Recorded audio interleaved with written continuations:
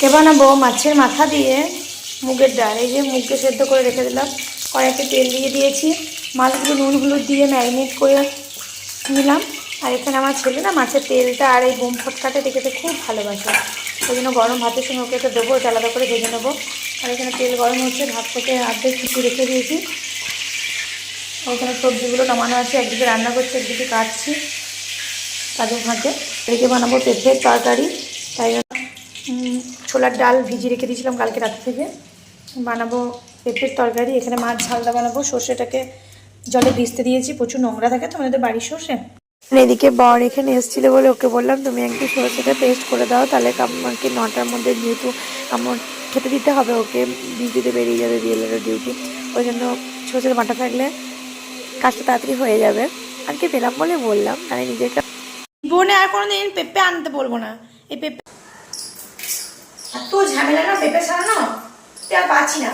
আলু হলে ছাল ছোলা দিয়ে ছালটা তুলে নিয়ে ইয়েটা দিয়ে ছোলাটা দেয়, পেঁপে এত বিরক্ত কর। আমরা জীবনে কোনো পেঁপে রান্না করবো না বাবা, পেঁপে রান্না দেওয়া যায় না। আর পেঁপের ছাল একটা যদি থেকে যায় পুরো তেতো হয়ে যাবে, দেওয়া যায় না। তোমার জল মরে গেছে না, ওসব হয় নাকি? দেখ আমি যেগুলো বলছি সেগুলো করো। একবার বিয়ের ডিউটি করে ঘরে ঘরে ঘুরে তুমি আর পাচ্ছ না। জল তো করেছো, এখন জল করতে হবে। এইদিকে আমি পেঁপের তরকারি বানাচ্ছি, আর সবই প্রথম বানাচ্ছি, কারণ আমি আগে কোনোদিন পেঁপের তরকারি বানাইনি, রান্নাই তো অত করিনি আগে কোনোদিন। আর এরকম মাছ ঝালদা আমার রেডি, একটু বরকে ভাত দেবো, ওখানে ধুয়ে নিচ্ছি ভাত দেওয়ার জন্য থালা বাটিগুলো। আজকেও কাজে জেঠিমা আসেনি, 4 দিন হলো। রান্না হয়ে গেল, রান্না করার পর যেগুলো যেগুলো ঝুল হয়েছে মনে হচ্ছে সেগুলো ঝেড়ে নিচ্ছি।